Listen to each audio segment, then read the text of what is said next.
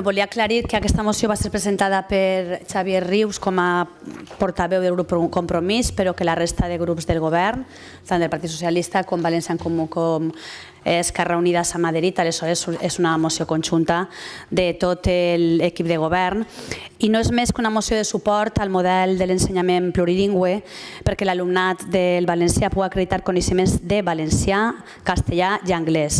I per què la moció ja la tenen vostès, imagino que l'hauran llegida, no vaig a llegir-la perquè entenc que no és necessari, però sí que vull simplement expressar, explicar per què hem arribat a aquest punt de voler donar el suport a aquest decret.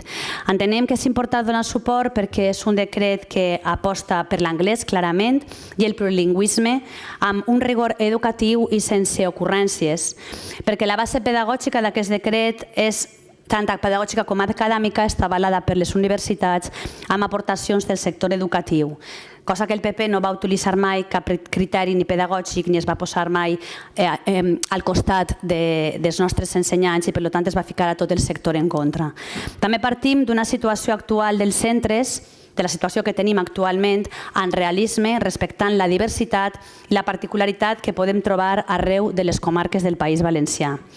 També es farà un acompanyament per avançar en el nivell plurilingüe que desitgem cada un dels centres amb progressivitat, sense imposicions.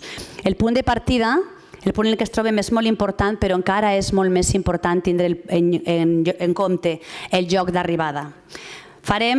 Es farà des del Consell una inversió de recursos materials i humans en formació de professorat en plurilingüisme. També s'avaluarà els resultats continus per la monitorització de l'aplicació i els problemes que puguen sorgir.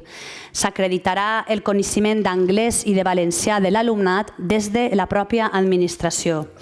El plurilingüisme és una oportunitat i així l'hem de veure, és una oportunitat de futur i de modernitat. Entenem que qui s'oposa al coneixement de les llengües s'oposa a les oportunitats i al progrés. I també simplement per aclarir i volem deixar clar que el dret de l'exempció està garantit en la llei i per tant no és objecte d'aquest debat. El decret no pot canviar això.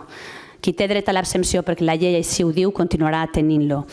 Per tant, nosaltres considerem que és importantíssim donar suport a aquest decret de plurilingüisme i les propostes d'acord són: punt número 1, donar suport a la Conselleria d'Educació, Investigació, Cultura i Esports per posar les bases necessàries per avançar cap al plurilingüisme real i efectiu amb base pedagògica i rigor científic a través de la proposta del decret de plurilingüisme amb l'objectiu de corregir la situació d'inferioritat del valencià i el desconeixement generalitzat de l'anglès entre el nostre alumnat. 2. Emplaçar la Conselleria d'Educació, Investigació, Cultura i Esport perquè vetlle perquè l'alumnat del sistema educatiu valencià finalitzi els cicles educatius obligatoris amb un coneixement real del valencià, del castellà i de l'anglès. I 3. Demanar a la Conselleria d'Educació, Investigació, Cultura i Esport que posi a l'abast dels i de les docents les eines necessàries per avançar cap al plurilingüisme amb els programes de formació docent i els recursos necessaris per a fer-ho efectiu. Moltes gràcies.